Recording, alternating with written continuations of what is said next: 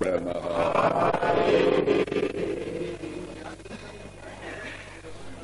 सकृदधर सुधां स्वां मोहिनीं पाययित्वा सुमनसैव सद्यस्तत्यजेस्मान् भवादृक् परिचरति कथं तत्पादपद्मं पादपद्मन्तु पद्मा यपिबत हृतचेता उत्तम श्लोक जल्पई।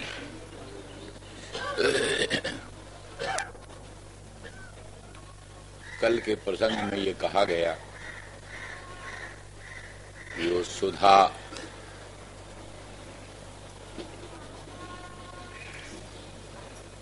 मोहिनी है, इसलिए सुधा का दान, सुधा दान, अमृत का दान वो प्रशंसनीय नहीं। जैसे तंत्र मंत्र से अभिमंत्रित मोदक मोहजनक होने के कारण, मूर्छादि हेतु होने के कारण वो प्रशस्त नहीं होता। कोई ऐसा मोदक दे दे जिससे प्राणी बेहोश हो जाए तो वो मोदक का दान दान नहीं माना जाता, जुर्म। पुलिस के अधिकारी पा जाएं तो उसको दंड दें, पकड़े। इस प्रकार से मोहिनी सुधा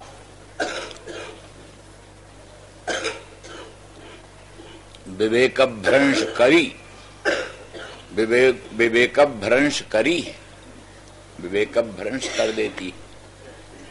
इसलिए ये सुधा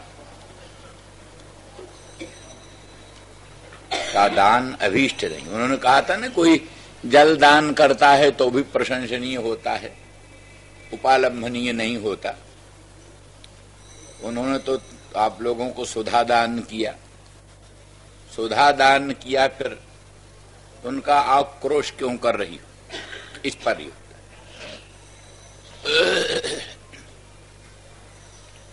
तो बोले फिर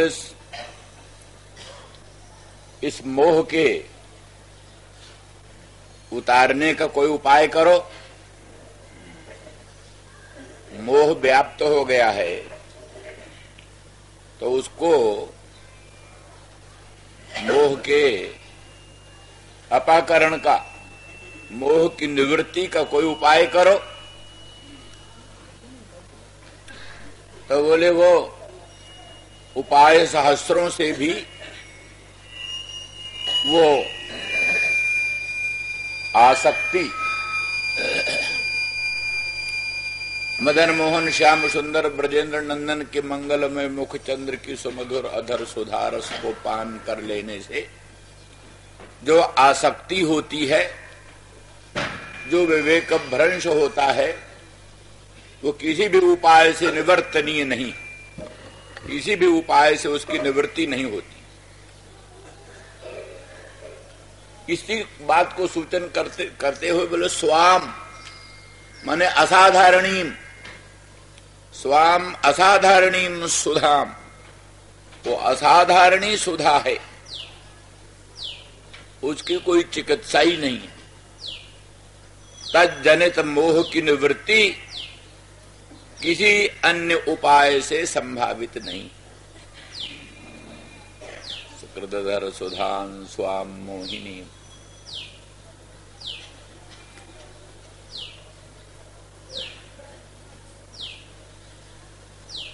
तो गोपांगना कहती हैं, असल में श्याम सुंदर ने ये सुधा दान क्यों दिया? कोई उपकार बुद्धि से नहीं, किंतु इसलिए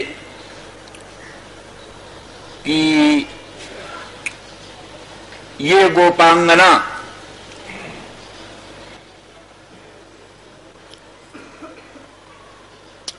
मेरे दिए हुए कष्टों से कहीं मृत न हो जाए। मैं जो इनको कष्ट देता हूं,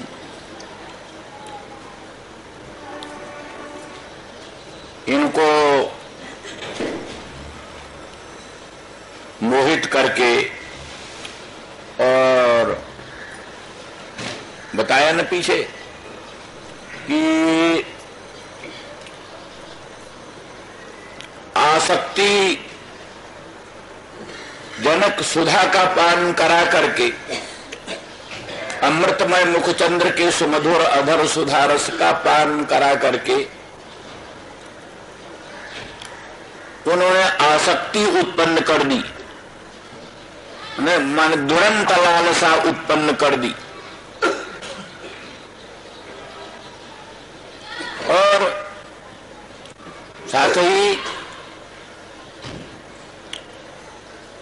अधर सुधा का पान करा करके जाति भ्रंश भी संपादित कर दिया। अधर सुधा का पान से जाति भ्रंश और विवेक भ्रंश के द्वारा भक्ति ज्ञान आदि जो पुरुषार्थ साधन हैं उनका भी अपनोदन कर दिया, माने और किसी पुरुषार्थ लायक भी नहीं रह गई।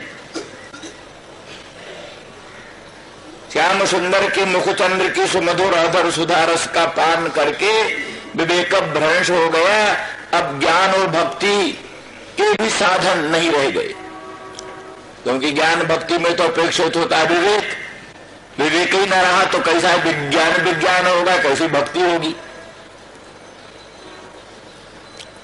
और अपने आप त्याग करके जो आश्रय था उससे भी विदूर कर दिया, आश्रयहीन कर दिया। मान लिया लोक त्याग होए, परलोक त्याग होए, जिसके लिए लोक त्याग होए, जिसके लिए परलोक त्याग होए वो तो मिले, परंतु यहां तो लोक भी गया और परलोक भी गया और जिसके लिए सब कुछ त्यागा वो भी गया। इस प्रकार से विचित्र दशा उन्होंने प्राप्त कर दी और इस दशा में भी ये मर न जाए इसलिए अमृत पिला दिया कि मरे भी नहीं, नहीं तो मर जाने पर भी शांति हो जाती, दुनिया भर के दुखों की निवृत्ति मृत्यु से हो जाती। पर अमृत पिला दिया इसलिए कि मरे भी नहीं। वो अमृत कोई हित बुद्धि से नहीं पिलाया, इसलिए कि अमृत पिए रहेंगी तो ये मरेंगी नहीं, इनको खूब दुख देते रहेंगे अच्छी तरह से। नाना प्रकार का दुख देने पर भी ये मरेंगी नहीं, इनको दुख देते रहेंगे। क्योंकि पीछे कहा ना, इनका और कोई स्वार्थ नहीं है। मधुप जो होता है भ्रमर, भ्रमर का तो कुछ स्वार्थ होता है। वो तब तक अरविंद का मकरंद रस पान करता है, भूखा होता है, क्षुधातुर होता है, मालती के मकरंद का पान करता है और पराग का पान करता है, तो वो तो क्षुधातुर है। क्षुधा रूप दुख निवृत्ति के लिए विभिन्न विभिन्न पुष्पों का रस पान करता है और तृप्ति न होने से तो छोड़कर दूसरे में जाता है।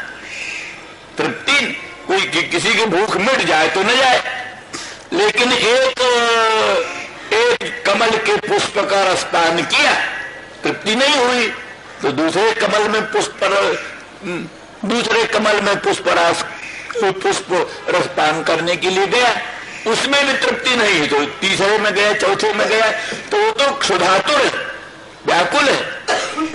इसलिए क्षुधा रूप दोष की निवृत्ति के लिए अन्य अन्य पुष्पों को त्यागता जाता है, नए नए पुष्पों को ग्रहण करता जाता है। पर ये तो इनके तो अधर में सुधा है, इनको तो कोई क्षुधा का प्रश्न ही नहीं।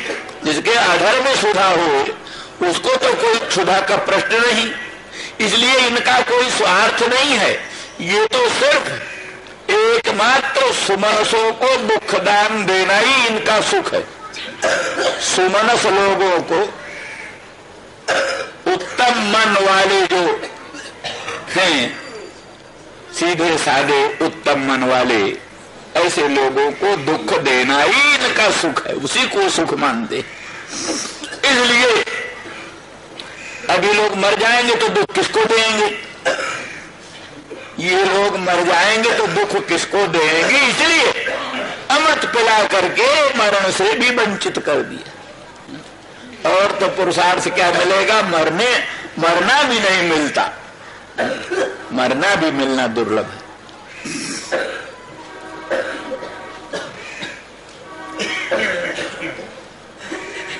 विश्वनाथ चक्रवर्ती लिखते हैं, वो कहते हैं कि कोई जो शुष्क काष्ठ से किसी को दग्ध करे, सूखी हुई लकड़ी से कोई किसी को जलावे एक बात, और कोई गीली लकड़ी से किसी को जलावे, तो गीली लकड़ी से जो किसी को जलाता है उसकी अपेक्षा तो सूखी लकड़ी से जलाना बहुत अच्छा है, जल्दी मृत्यु तो संपन्न हो जाता है। तो शुष्क काष्ठ का जलाना, शुष्क काष्ठ द्वारा जलाना, इसकी अपेक्षा आर्द्र काष्ठ से, गीले काष्ठ से जलाना, ये अधिक दुखदान का हेतु होता है।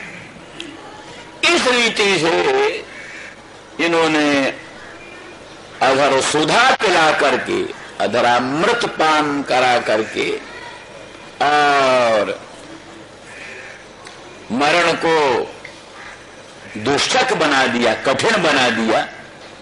जैसे आर्द्र काष्ठ से कोई जलावे, उस प्रकार की स्थिति उत्पन्न की कर दी कि मरना भी असंभव हो और नाना प्रकार का दुख भी मिलता रहे। इस तरह से गोपांगना अपने श्याम सुंदर मदन मोहन ब्रजेंद्र नंदन कृष्णचंद्र के प्रति अपने हृदय का रोष प्रकट कर रही है। रोष, प्रणय कोप, प्रणय कोप।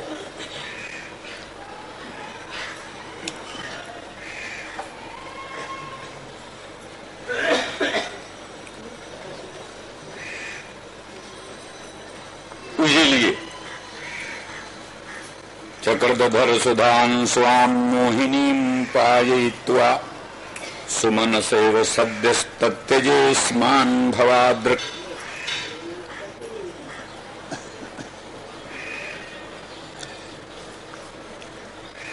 एक भेद और कहते मधुपस्तु सुमनस रसम पीत्वा गच्छति। मधुप जो है, मधुप भ्रमर, वो तो सुमनस का रस पान करके जाता, पर श्याम सुंदर पायित्वा गता, वो तो रस पान करके जाता है और ये रस पिला कर जाते, ये रस पिला कर जाते। ये भेद है।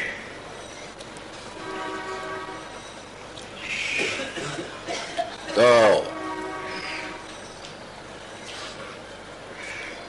इस अंश में तुल्यता है कि वो सुमनस निरर्थक हो जाता है, बेकार हो जाता, नीरस हो जाने से, नीरस हो जाने से, शुष्क हो जाने से सुमनस अकिंचित कर हो जाता है।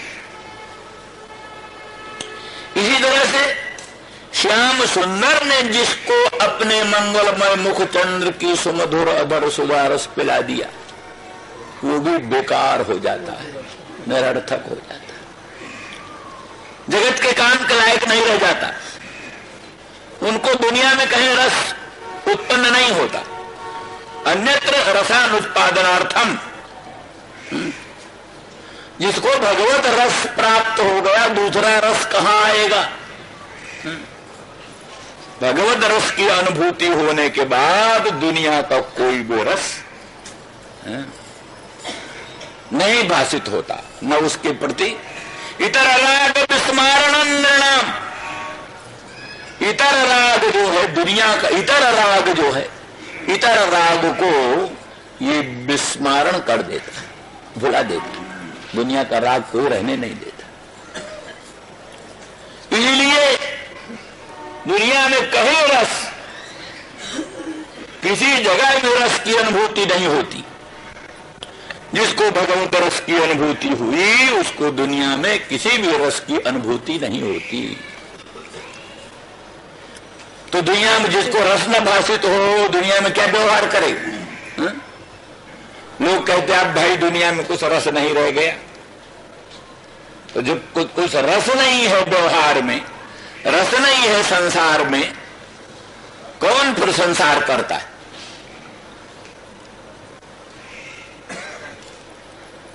इस तरह से ये सर्व पुरुषार्थ त्यागन के लिए, जितने भर भी पुरुषार्थ हैं सभी पुरुषार्थों को समूल उन्मूलन कर देने के लिए श्याम सुंदर का ही प्रयास था। अपनी मोहिनी सुमधुर अधर सुधा रस को पिलाना, मोहिनी सुमधुर अधर सुधा को पिलाना, ये सुधा के पिलाने का उद्देश्य सर्व पुरुषार्थ का व्यापादन। लौकिक पुरुषार्थ की सामग्री प्रथम से विद्यमान थी, उसको मिटा देना, पारलौकिक पुरुषार्थ की सामग्री को भी मिटा देना, अकिंचित कर देना, और स्वयं को भी हटा लेना, दूर कर देना। इस प्रकार से सर्व पुरुषार्थों से वंचित कर देना मात्र उनका उद्देश्य है, लक्ष्य है, और कुछ नहीं। अन्यथा यदि दया होती, अनुग्रह की बात होती, तो फिर उस सुमधुर सुधा रस को सदा पिलाते रहते। यदि अनुग्रह की बात होती, दया की बात होती, तो फिर उस सुमधुर अधर सुधा रस में दुरंत लालसा उत्पन्न करके फिर उसको निरंतर पिलाते रहते।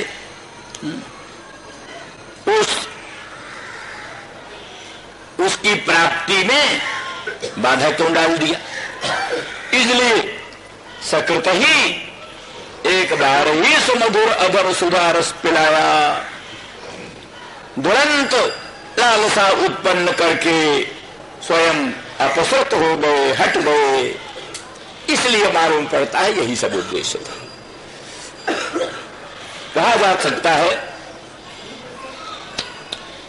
कि आखिर सुधा पिलाने का उद्देश्य क्या था? नहीं, प्रयोजन मनुद्देश्य मंदो प्रवर्तते, बिना प्रयोजन के तो किसी मन की भी प्रवृत्ति नहीं होती। तो सुधा पिलाने का उद्देश्य क्या था? कोई स्वार्थ था श्री कृष्ण का?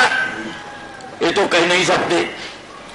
स्वार्थ कुछ होता तो त्याग ही क्यों करते?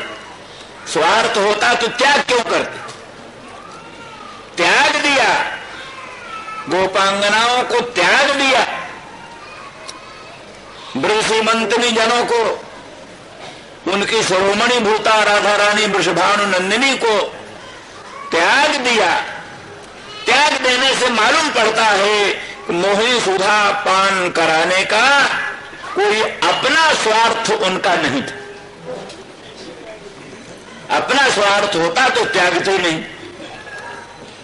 अब रहा गोपांगनाओं का कोई स्वार्थ है, सो भी नहीं सिद्ध हुआ। क्योंकि स्वार्थ क्या हुआ?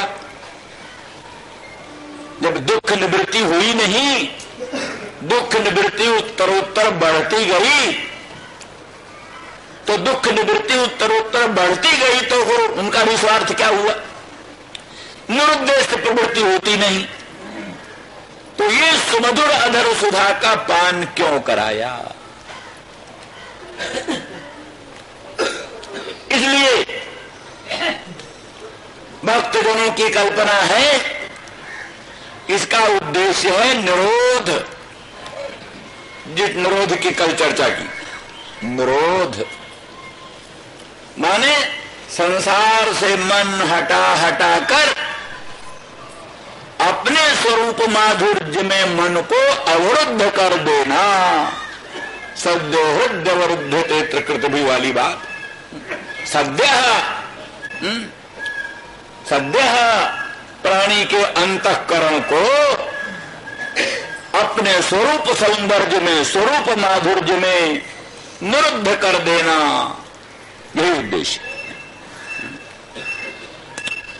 जब चित्त निरुद्ध होगा तो उसमें भगवान अवरुद्ध हो जाएंगे।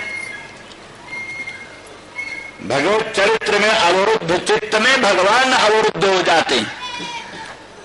भगवत स्वरूप माधुर्य में जिसका चित्त अवरुद्ध हो गया उसके चित्त में भगवान अवरुद्ध हो जाते हैं। सद्यो हृदय अवरुद्धते, कैसे भगवान सद्य हृदय में अवरुद्ध होते? इसीलिए कि जिसके हृदय में द्रवता होती है, हृदय में द्रवता होती है, उसके द्रवीभूत चित्त में भगवान का प्राकट्य होता है, तो भगवान का स्थायी भाव हो जाता है। जैसे पिघली हुई लाह में को रंग पड़े तो रंग स्थायी भाव को प्राप्त हो जाता, रंग स्थिर हो जाता है पिघली हुई लाह में। ऐसे भक्त का द्रवीभूत चित्त में भगवत स्वरूप का प्रादुर्भाव होता है तो भगवत स्वरूप में स्थिरता आ जाती है, भगवत स्वरूप में स्थायीता आ जाती है, उसके अंतःकरण में भगवत स्वरूप की स्थायीता हो जाती है। यही भगवान का अंतःकरण में, हृदय में अवरोध, सद्यो हृदय अवरुद्धते। पर जब तक भक्त का चित्त नहीं अवरुद्ध हो भगवान में, तब तक उसके चित्त में भगवान अवरुद्ध नहीं होते।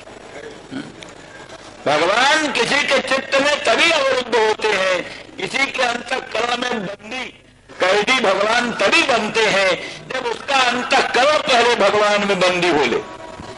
भगवान में जिसका अंतःकरण कैदी हो गया, भगवान के स्वरूप में जिसका अंतःकरण एकाग्र हो गया और जिसके अंतःकरण में द्रवता आ गई, द्रवी भाव हो गया, उसी द्रवी भाव अंतःकरण वाले पुरुष के अंतःकरण में भगवान का अवरोध होता है।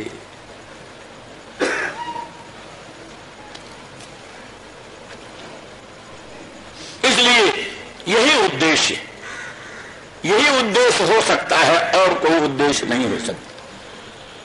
मोहिनी अधर सुधा के पान कराने का एकमात्र उद्देश्य यही है कि प्राणी का मन भगवान में निरुद्ध हो, एकाग्र।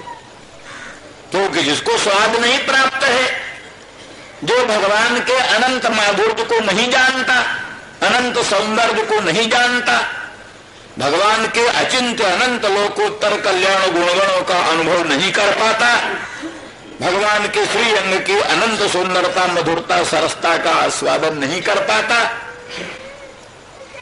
उसको भगवान के स्वरूप में आसक्ति नहीं होती। भगवान के स्वरूप में आसक्ति नहीं होती।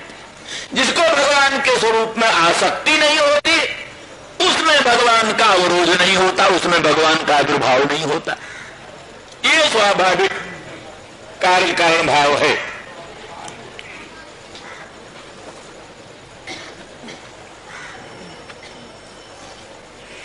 इस दृष्टि से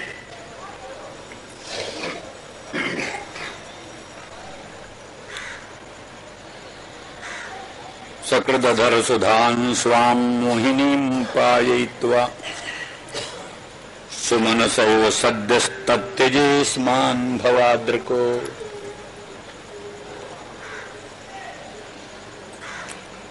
परिचरति कथं तत्पाद पद्मन्तु पद्मा हि पिबत रतचेता उत्तम श्लोक जल्पैः। मानो फिर ये शंका होती है कि तुम इतना श्याम सुंदर श्री कृष्णचंद्र में दोषानुसंधान करती हो, इतना दोष चिंतन करती हो, पर देखो तो नारी जनों में परम श्रेष्ठ, परम पूज्य, परमादरणीय ऐश्वर्याधिष्ठात्री महालक्ष्मी भगवती, जिस नारी पर बहुत बड़ी प्रशंसा करने लगते हैं तो कहते हैं तो क्या ग्रह लक्ष्मी है, ग्रह लक्ष्मी, घर की लक्ष्मी। लक्ष्मी को उपमा दे देते हैं। उत्तम नारी को कहते ग्रह लक्ष्मी। तो इसलिए लक्ष्मी की बड़ी लोकोत्तर महिमा है। वो लक्ष्मी साध्वी सती पतिव्रताओं में ललाम भूता, भूषण भूता, और वो लक्ष्मी भगवान के मंगलमय पादार बिंद के आराधन में सदा संलग्न रहती है।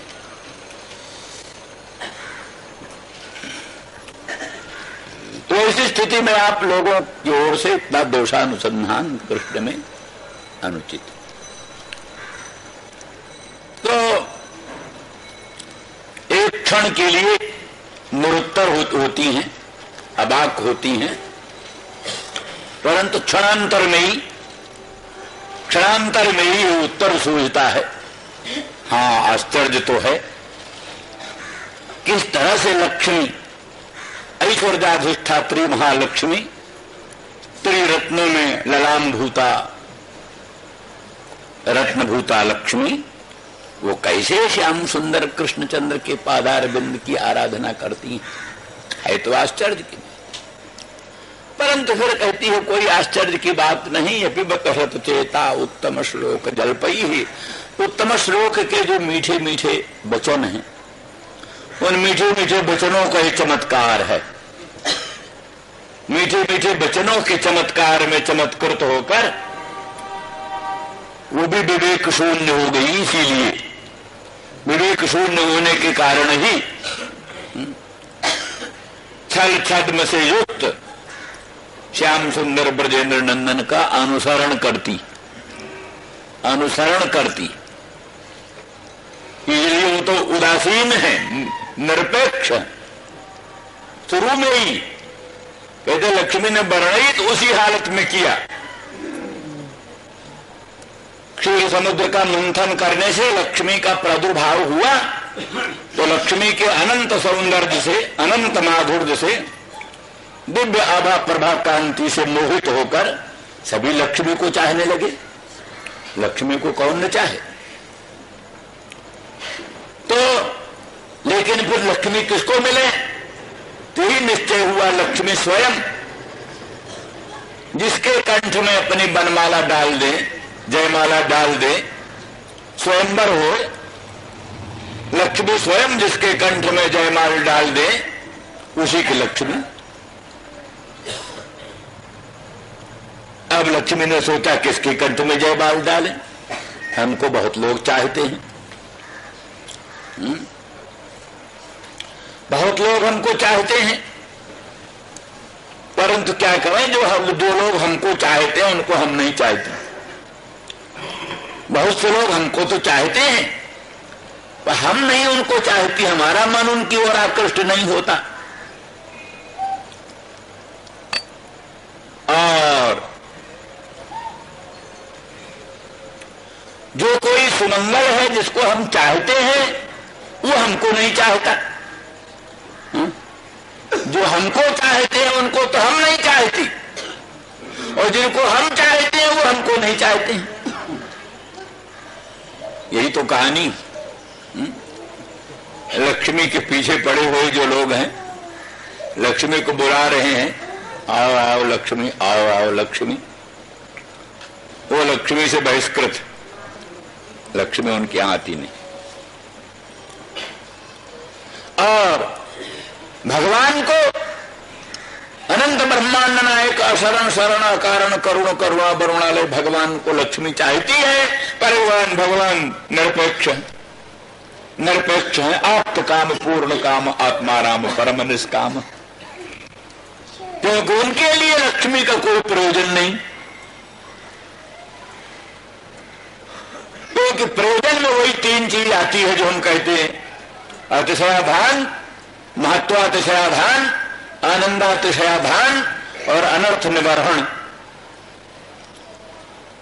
महत्व, अगर भगवान में कुछ महत्व कम हुए, सीमित महत्व हुए, तो लक्ष्मी के आने से भगवान का महत्व बढ़ जाए। पर जो निरक्षय बृहत स्वरूप है, जिस भगवान की बृहत्ता ब्रह्म रूपता निरतिशय है, बल्कि अनंत पद समभिव्याहत ब्रह्म पद, अनंत पद समभिव्याहत ब्रह्म शब्द है। सत्यं ज्ञानम अनंतम ब्रह्म, केवल ब्रह्म होता तो कुछ दूसरा अर्थ सोच लेते, सीमित बृहत्ता ब्रह्म की मान लेते, लेकिन वहां तो अनंतम ब्रह्म है। इतना बृहत्तम वस्तु का नाम ब्रह्म है कि जो बृहत्तम अनंत है, देश काल वस्तु परिच्छेद से शून्य। तो अनंत जो बृहत है उसमें लक्ष्मी के आने से कोई महत्व बढ़ जाएगा, इसकी आशा नहीं। महत्वातिशयाधान की संभावना नहीं। अच्छा, कुछ आनंद बढ़ जाए भगवान में लक्ष्मी के आने से, तो कहते स्वरूप से जो आनंद सिंधु सुख राशि, जो आनंद सिंधु है, सुख राशि है, अनंत ब्रह्मांड अंतर्गत ब्रह्मादि देव शिरोमणियों का आनंद उसका कण है। अनंत ब्रह्मांड में जो अनंत अनंत ब्रह्मादि देव शिरोमणि है, उनका जो आनंद है उस आनंद सिंधु का एक बिंदु है, कण। तो इसी परिस्थिति में लक्ष्मी के आने से उन भगवान में आनंदातिशय बढ़ जाएगा, इसकी भी संभावना नहीं। आनंदातिशय का आधान नहीं संभव है, महत्वातिशय का भी आधान संभव नहीं। अच्छा चलो, अनर्थ निवारण हो जाए, लक्ष्मी आए तो कुछ अनर्थ दूर हो जाए। तो अनर्थ पहले हो तो दूर हो जाए। अनर्थ है ही नहीं त्रिकाल में जिसमें, उसमें लक्ष्मी के आने से किसी अनर्थ निवारण की संभावना हो ही नहीं सकती। इसलिए तीन जो प्रयोजन होते हैं लक्ष्मी के आने का, या किसी लोकोत्तर कल्याण गुणगणों के आने का, तीन प्रयोजन जो होते हैं, महत्वातिशयाधान, आनंदातिशयाधान, अनर्थ निवारण, ये तीनों संभव नहीं। इसलिए आप्त काम, पूर्ण काम, आत्माराम, परम निष्काम भगवान है, उनको लक्ष्मी की अपेक्षा नहीं, गुणों की भी अपेक्षा नहीं। इसलिए निर्गुणम मां गुणा सर्वे भजन्ति निरपेक्षकम। भगवान कहते मैं तो निर्गुण हूं, तो मुझ निर्गुण को गुण भजते, मुझ निर्गुण को गुण भजते। तो गुण भजते हैं तो क्या करेंगे? यथा माम प्रपद्यन्ते तांस तथैव भजाम्य हम। जो मुझको जैसे भजता है फिर मैं भी उसको भजता हूं। जब गुण मुझको भजते हैं तो फिर मैं भी गुणों को स्वीकार कर लेता। भगवान के मंगल में मुखचंद्र का अनंत सौंदर्य है, अनंत माधुर्य है, श्री अंग की आभा प्रभा शोभा कांति अनंत है। तो ही भूषणों ने कहा महाराज हमको धारण कर लो कृपा कर। कौस्तुभमणि ने तपस्या किया, कुंडल ने तपस्या किया। कुंडल कौन? सांख्य जोग। सांख्य जोग यही भगवान के दोनों कानों में कुंडल। तपस्या किया उन्होंने। कौस्तुभमणि जो संपूर्ण रत्नों का सार है, उसने तपस्या किया जन्म जन्मांतर जुग जुगांतर। तपस्या करके भगवान को प्रसन्न कर लिया। भगवान प्रसन्न हो गए तो बोले बरम भूत, वर मांगो। तो उन्होंने कहा हमको आप अपना भूषण बना लो। ये पवित्रा जो है, पवित्रारोपण।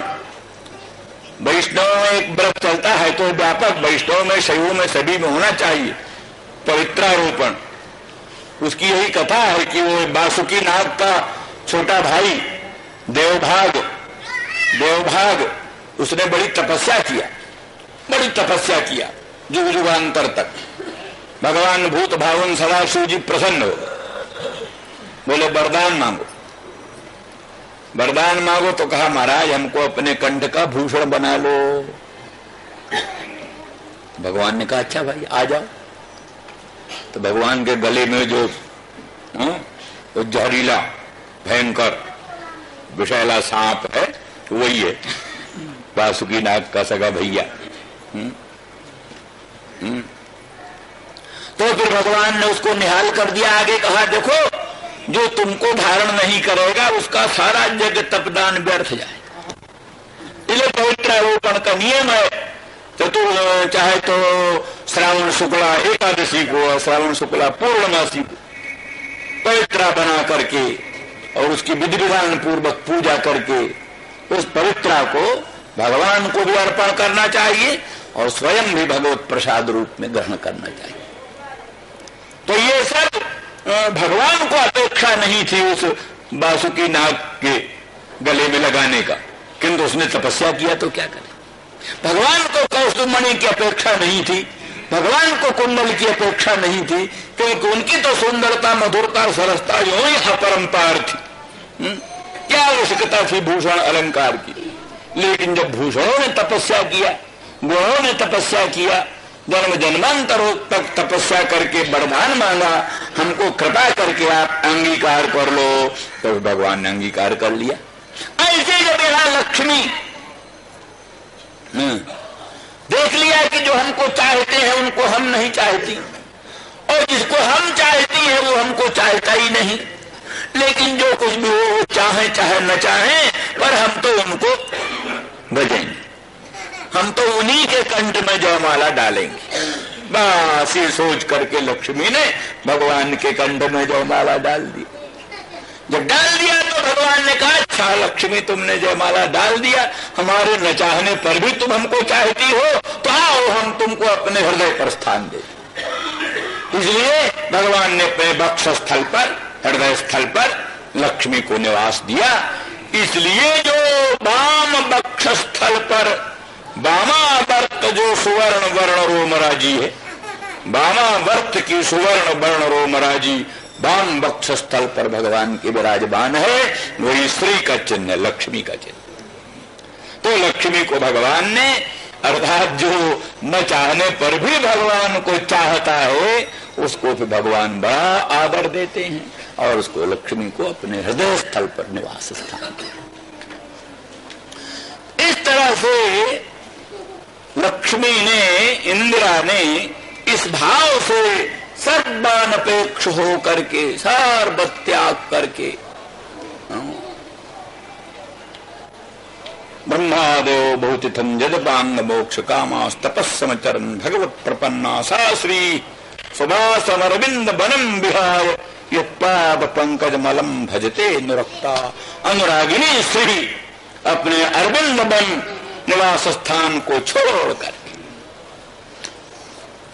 उपांगना कहती है, क्या बात है, कमला कमला पद्मा, वो पद्माश्रिता रहती है, पद्म में ही रहती है, तो सुभाष अरविंद बन छोड़ा तो भी भगवत पदारविंद बन मिल गया। क्या बात है? क्या छोड़ा और क्या पाया? भगवत पदारविंद, अरविंद तो मिल गई, अरविंदासना, अरविंद प्रिया लक्ष्मी को भगवत पदारविंद मिल गया। तो क्या बात हुई? हम लोगों के जैसी दुर्दशा उसकी कहां हुई? हम लोगों जैसी दुर्दशा कहां हुई उसकी? वो तो भगवान के वक्षस्थल में निवास प्राप्त कर गई, भगवान के पदारविंद अरविंद छोड़कर आई, भगवत पदारविंद मिल गया, तो इसलिए उसको कौन सा दुख हुआ? और लेकिन हम लोगों की अवस्था दूसरे ढंग की। फिर भी उनके इन जो जिन दुर्गुणों का हम वर्णन कर रही हैं, अगर लक्ष्मी जान जाती तो ऐसे कुटिल कृष्ण का संबंध वो भूल कर भी न करती। तो बेचारी जानती है, क्यों नहीं जानती? उत्तम श्लोक जल पई। अथवा इसका ही अर्थ है, एक मुझे बात बताई था कि वो गुण तो नहीं है, लेकिन उनके जो बंदी लोग हैं, भाट लोग हैं, वो गुणगान करते रहते हैं, भाट लोग। हमने कहा ना, भैंस का भी गुणगान करने लगे, बोले तुम जैसे कृष्ण थी वैसे तुम हो, तो उनका क्या है? तो बाकी यहाँ दूसरा एक अर्थ है, ये कहते उत्तम श्लोको यशः जो शांते उत्तम श्लोका नारदादय भगवत भक्ता, नारदादी भगवत भक्त, उनका जो जल्प है, जल्प माने एक जल्प कथा होती है। न्याय शास्त्र में 3 प्रकार की कथा होती है, एक बाद, एक जल्प, एक वितंडा। बाद, जल्प, वितंडा। बाद कथा तो वो होती है जिसमें गुरु शिष्य दोनों वादी प्रतिवादी बनकर और तत्व निर्णय के लिए परस्पर विचार विनिमय करते हैं। गुरु शिष्य दोनों तर्क प्रतितर्क के द्वारा तत्व निर्णय के लिए प्रयास करते हैं, वो कथा बाद कथा, तत्व निर्णय अवसाना कथा बाद कथा। वितंडा कथा वो है जहां स्वपक्ष स्थापनाहीन परपक्ष खंडनम चलता है। अपने पक्ष की स्थापना न करके केवल परपक्ष का खंडन करना ही जहां उद्देश्य, ये वितंडा। पर जल्प कथा वो होती है जिसमें स्वपक्ष स्थापना पूर्वक परपक्ष खंडन, परपक्ष खंडन होता है पर परपक्ष खंडन के साथ साथ स्वपक्ष स्थापना होती।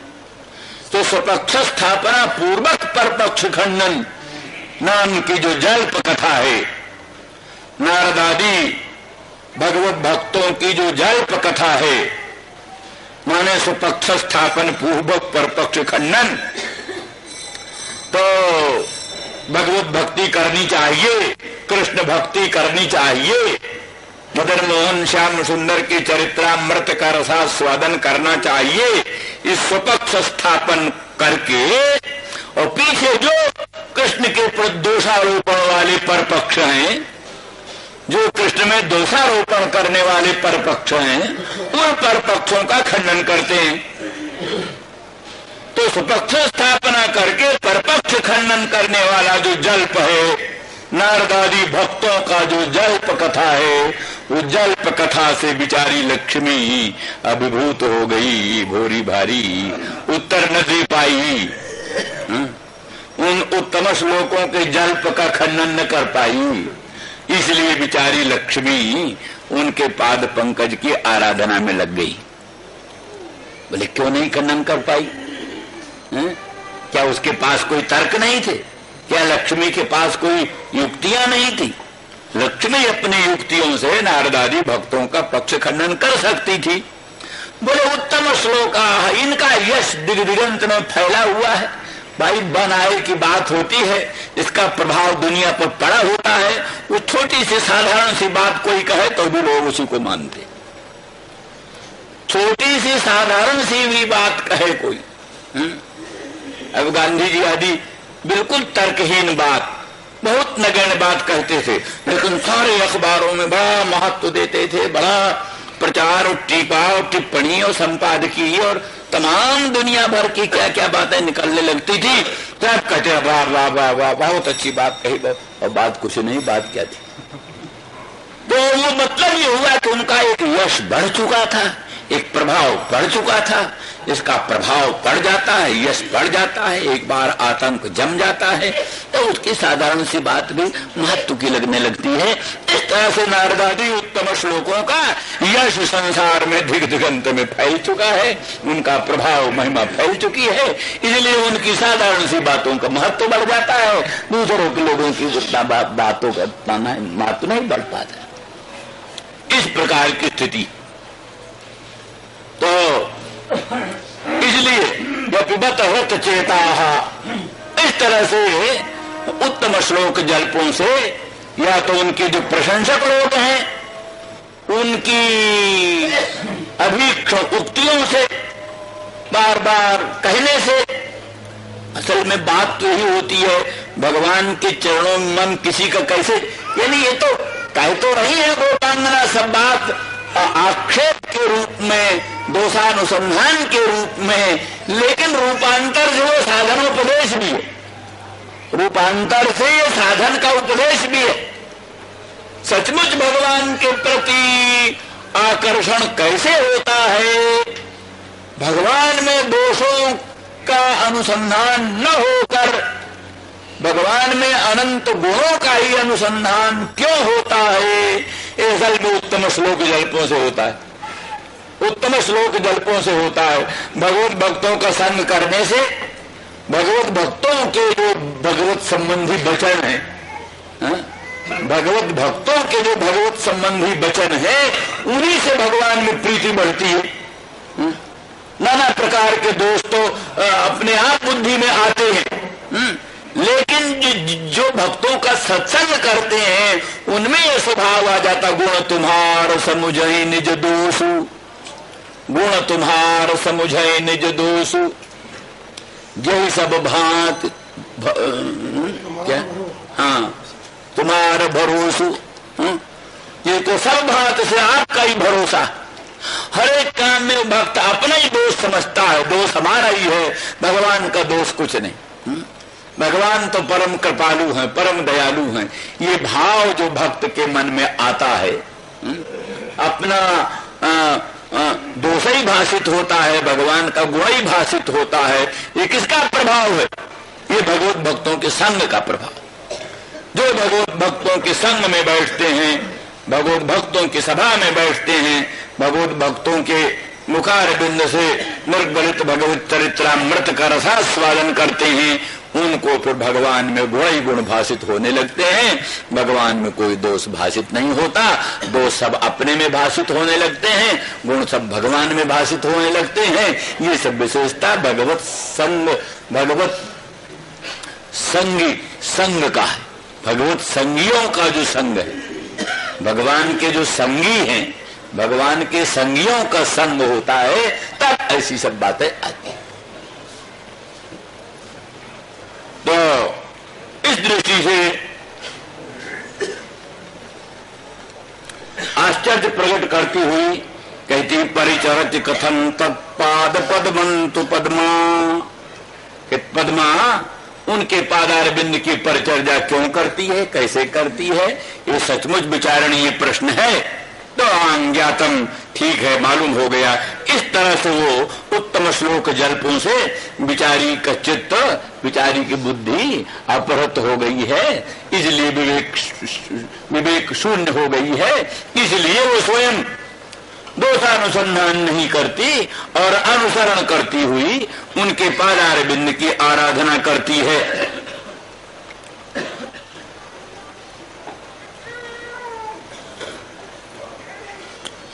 और इसीलिए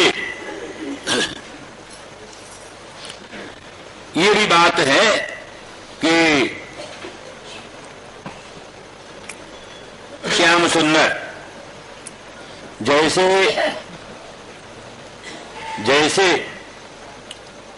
विष्णु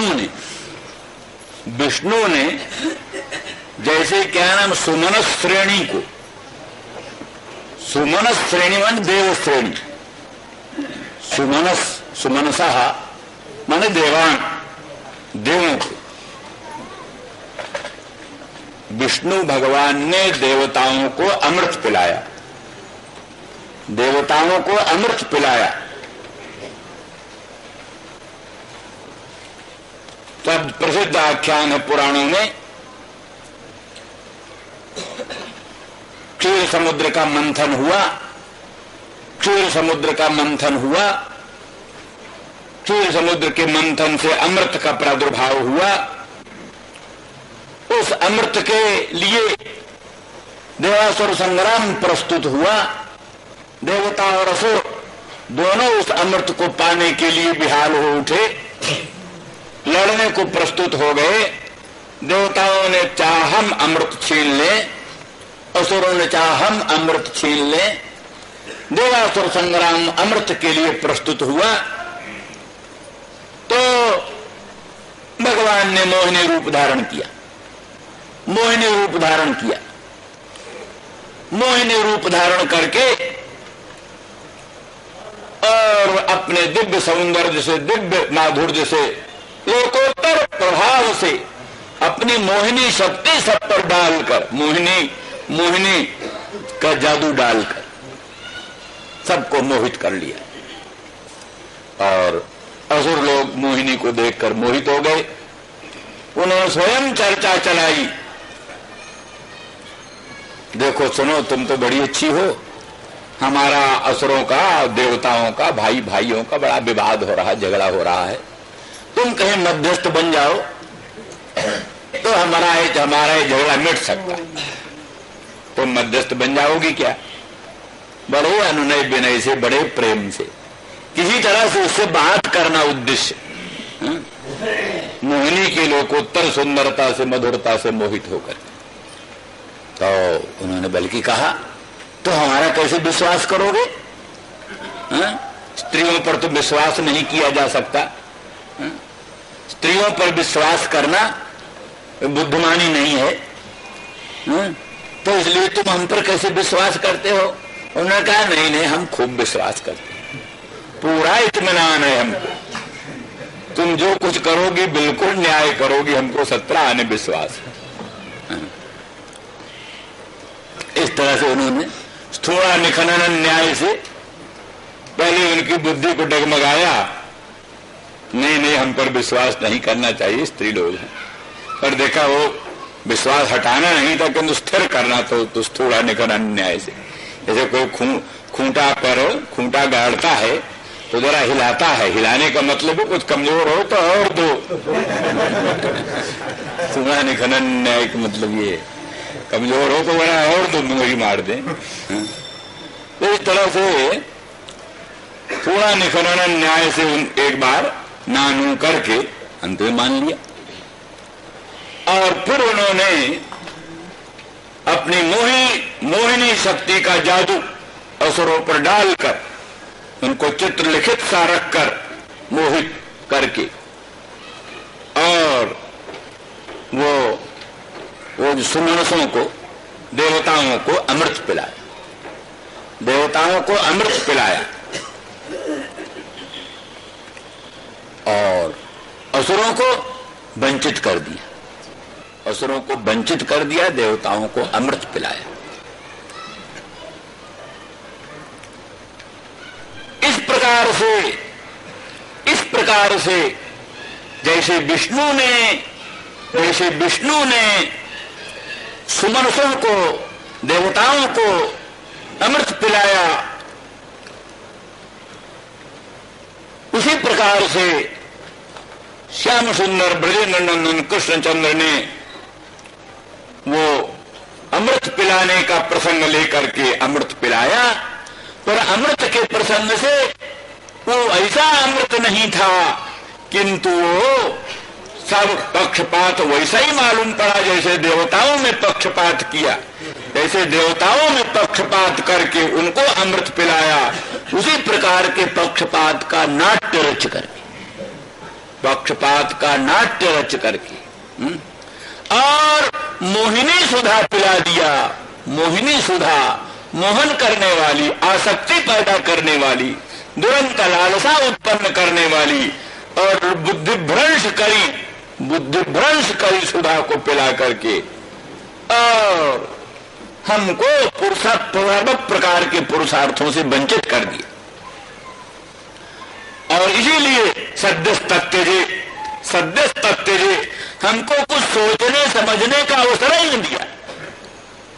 हम पिए कि न पिए, ले कि न ले सुधा को, और ऐसा अन्याय करने वाले सुधा दानी को हम पकड़ लें, गिरफ्तार कर लें, इस सब बात को गुंजाइश न हुई, अवकाश न हुआ। सद्यस्तत्यजे, सद्य शीघ्र ही त्याग करके अलग हो गए। सद्यस्तत्यजे स्मान भवाद। इस प्रकार से जो हम श्री कृष्ण के प्रति दोषानुसंधान करती हैं वो अत्यंत उचित है, अनुचित नहीं। यद्यपि तुम कल्पना करते हो, कहते हो कि उनमें कोई दोष नहीं है, कृष्ण में कोई दोष नहीं है, पर यो क्यों नहीं अनुमान? पहले कहा था ना, जैसे धूली पटल में धूम भ्रम होता है, धूली पटल में धूम का भ्रम होता है, उससे होने वाला बनने अनुमान मिथ्या होता है। इसी प्रकार से तो हमारे श्मश्रु की प्रीतिमा को देखकर, श्मश्रु की प्रीतता को देख करके जो तुम कल्पना करती हो कि कोई कुमकुम के आघ्राण से इसके श्मश्रु में पीतता आई है और कुमकुम भगवान के उरस्थल में विद्यमान जो बनमाला है उस बनमाला की कुमकुम है, और बनमाला भी कुमकुम कहां से आई? तो कोई उनके मथुरा की जो पट्टरानियां हैं या कुब्जा है, कुब्जा के उरोजों में जो संलग्न कुमकुम था वही कुमकुम तो उनके बनमाला में आ गई और उसी बनमाला को आग्रहण करते हुए तुम मधुप के भी श्मश्रु में पीतता आ गई इत्यादि इत्यादि जो कहा था। तो कहा ये तो सब भ्रांति है तुम्हारी, जैसे धूली पटल में धूम का भ्रम, ऐसे हमारे श्मश्रु की प्रतिमा को देख करके तुमको इस प्रकार का भ्रम हुआ। उसका उत्तर देती नहीं, भ्रम नहीं है, यो क्यों नहीं देखते? कोई प्राणी उत्तम वस्तु का त्याग तब करता है जब उससे उत्तम वस्तु मिले। कोई प्राणी उत्तम वस्तु का त्याग तभी करता है जब उसको उससे उत्तम वस्तु मिले। तो ब्रज सीमंतिनी जैसी दिव्य नायिका, जहां ब्रज की साधारण स्त्री भी पद्मा लक्ष्मी, ब्रज की साधारण स्त्री भी लक्ष्मी है। साधारण वृक्ष कल्प वृक्ष, साधारण ब्रज का वृक्ष कल्प वृक्ष है। इस प्रकार से जो कि क्या नाम ब्रज सीमंतिनी, और उनमें भी प्रसिद्ध